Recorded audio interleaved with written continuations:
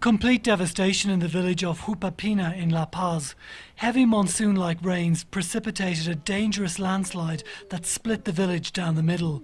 Houses now lie in rubble, the local church is about to collapse, and 14 families had to flee. The land was already said to be unstable, but the climate phenomenon of El Niño is also partly to blame. We've had rainfall that has been close to normal, but others have had more concentrated.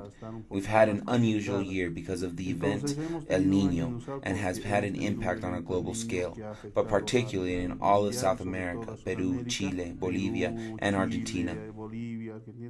El Niño is the name given to the slight warming of the Pacific Ocean.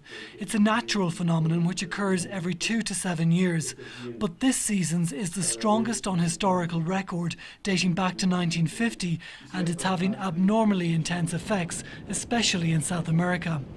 Lake Popo, Bolivia's second largest lake, has completely dried up because of the unusually dry weather.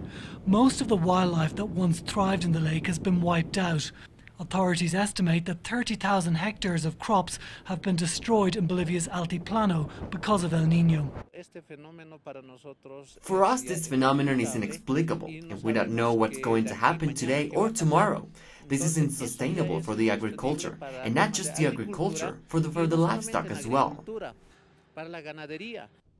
So far this year, up to 28,000 Bolivian families have been severely affected because of extreme weather conditions.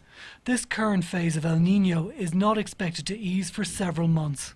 A red alert remains in place in many communities around Bolivia, the most severe warning issued by the authorities because of adverse weather conditions. Bolivia's government says it will offer aid to families affected in devastated towns and villages like this one in order to help them rebuild their lives.